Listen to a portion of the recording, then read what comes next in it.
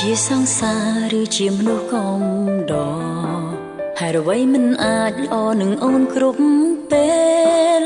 អូនស្រឡាញ់បងណាំងបងក៏ដឹងច្បាស់មែនទេតែអស់ពេលនិយាយឲ្យបងស្ដាប់ធ្លាប់រំភើបនឹងពាក្យថាស្រឡាញ់តែបដូរមកវិញបានត្រឹមការឈឺចាប់ពាក្យថាបងស្រឡាញ់អូនដែលបងប្រាប់គឺជាស្រាអ្នកនិយាយហេតុអ្វីទៅបងស្រឡាញ់អូនតែពេលស្រវឹងហេតុអ្វីទៅបងពោលពាក្យស្នេហ៍តែពេលផឹកស្រា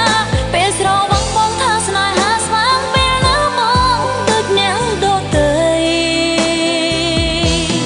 ហេតុអ្វីទៅបងស្រឡាញ់អូនតែពេលស្រវឹង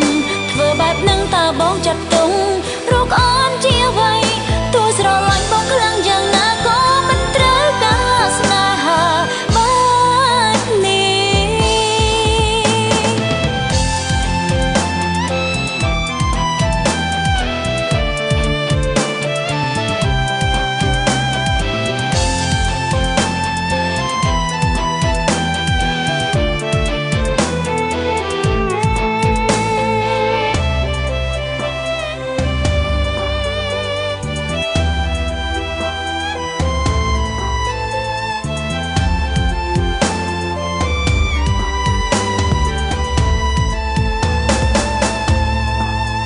ជាសង្សារឬជាមនុស្សកំ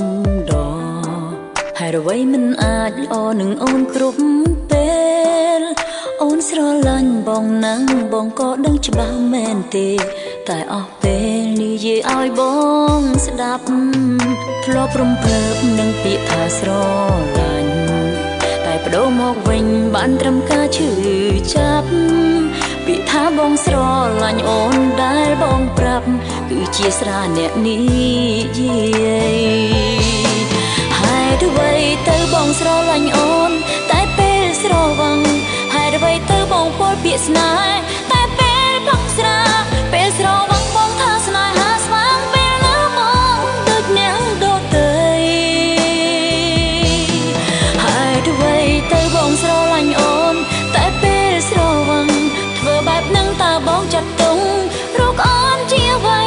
ទោះស្រឡាញ់បងខ្លាំងយ៉ាងណាក៏មិនត្រូវការស្នេហា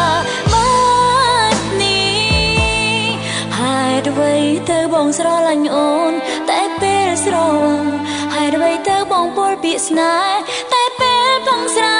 ពេលស្រវឹងបងថាស្នេហាស្វាងពេលណាបងដូចនាងដទៃហេតុអ្វីទៅបងស្រឡាញ់អូនតែពេលស្រវឹងធ្វើបែបនឹងតើបងចាត់ទុំ